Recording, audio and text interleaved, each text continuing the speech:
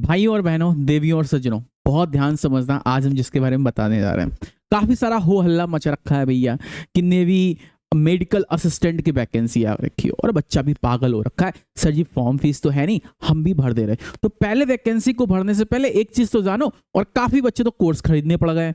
ओ भैया, पहले ये तो पता चलो कि कोर्स के लिए पेपर आएगा भी कि नहीं आएगा इसमें। ठीक है, कि बस कोर्स खरीदने चल दिए। अरे चचा सबर करो, आज हम आपको पूरी चीजें बता रहे हैं। क्योंकि देखो, पहले मैंने कहा था कि मैं इस तरीके की वैकेंसी को बता नहीं, लेकिन बच्चे काफी ज्यादा पीछे पड़े कि सर जी बताओ तो ये हुआ है क्या। तो आइए हम इस हुए के बारे में जानते हैं। और क्या है नेवी मेडिकल असिस्टेंट, कितनी वैकेंसी निकली है, इतनी ज्यादा निकल आई है कि क्या सब इसमें हो जाएंगे। क्या वो वाला मोटिवेशन आपका काम आएगा कि एक वैकेंसी है और वो तेरे लिए बनी है? तो बिल्कुल नहीं बनी है। पहले हम जानते हैं भैया ये क्या वैकेंसी है, कैसी वैकेंसी है।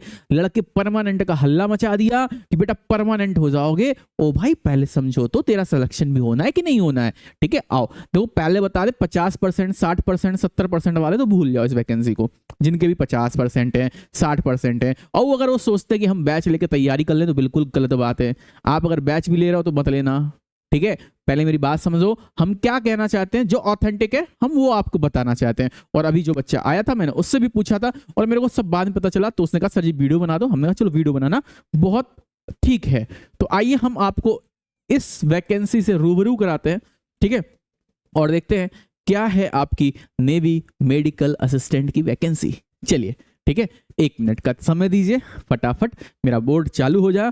और gloom gloom gloom gloom put स्वाहा। अबे नहीं चालू हुआ, अरे जल्दी चालू हो यार, मंत्र भी मार दिया हमने। हाँ देखो चालू हो गया। चलिए भाई, अब हम जान लेते हैं नेवी मेडिकल असिस्टेंट के बारे में।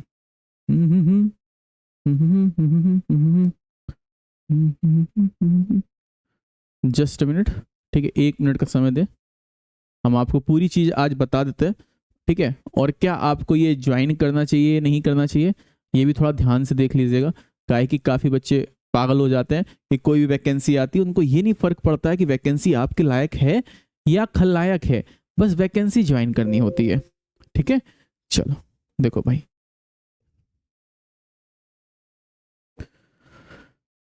समझते सबसे पहले एलिजिबिलिटी कंडीशन आपको हम दिखा रहे हैं। देखो समझना, online application are invited for unmarried male candidates. ठीक है, ये अनमैरिड मेल कैंडिडेट्स के हैं। ठीक है, only for male candidates, not for women candidates. तो फीमेल के लिए नहीं है, पहली चीज यह रखना कि ये सिर्फ और सिर्फ मेल के लिए है, नॉट फॉर फीमेल। ठीक, second, for enrolment as sailor medical branch for SSR. ये एसएसआर में मेडिकल ब्रांच के लिए है। ठीक है, in November 2024 the vacancies for SSR will be earmarked at state wise manner.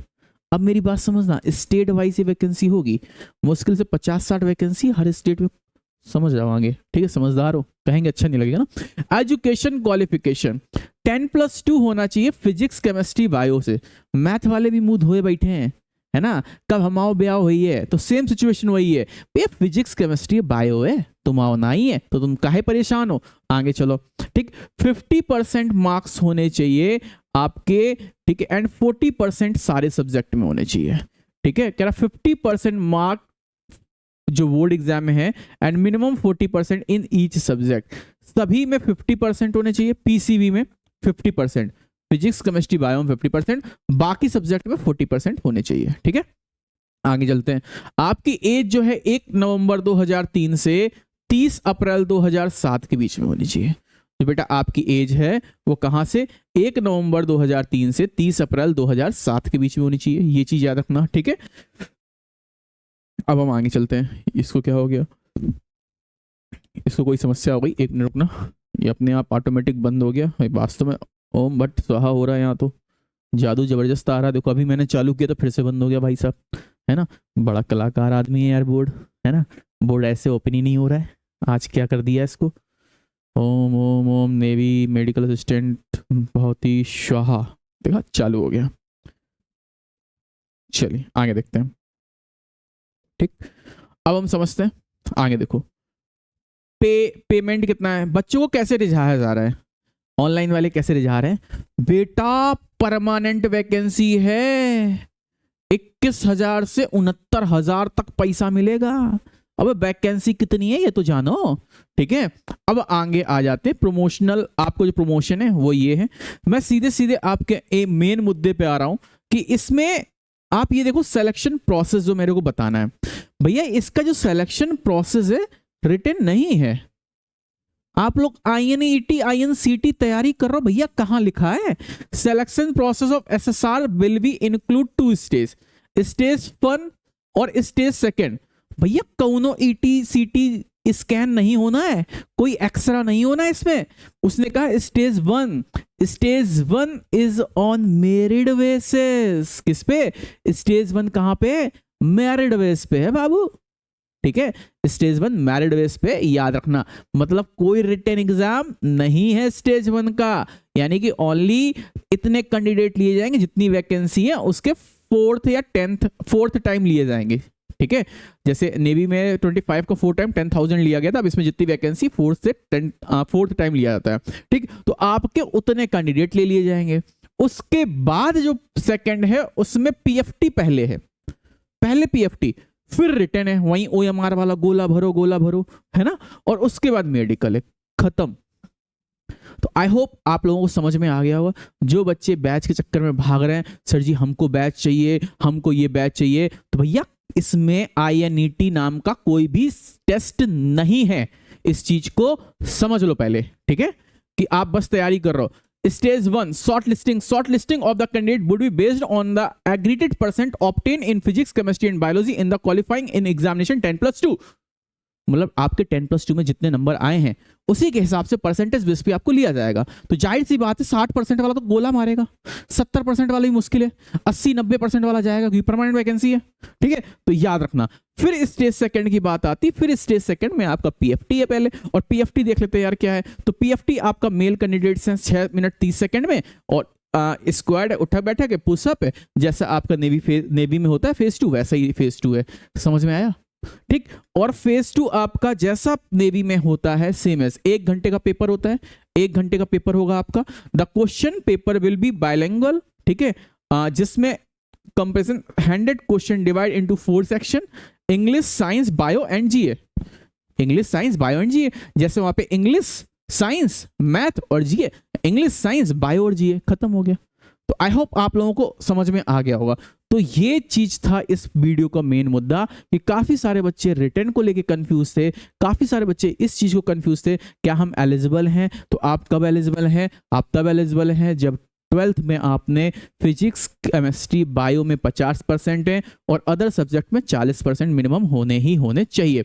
Date of birth हमने आपको बता दी कि बेटा डेट ऑफ बर्थ कितनी है, तो डेट ऑफ बर्थ आप लोगों को देख लो, ठीक है। डेट ऑफ बर्थ आपकी जो है 1 नवंबर 2003 से 30 अप्रैल 2007 के बीच में होनी चाहिए। रिटर्न क्या है? फेज 1 में कोई रिटर्न नहीं है, कोई पेपर नहीं है, किसी तरीके का कोई कंप्यूटर एग्जाम नहीं है। इस छलाबे में मत पढ़ना, मैं फिर बता रहा हूँ, साफ साफ लिखा है इन्होंने।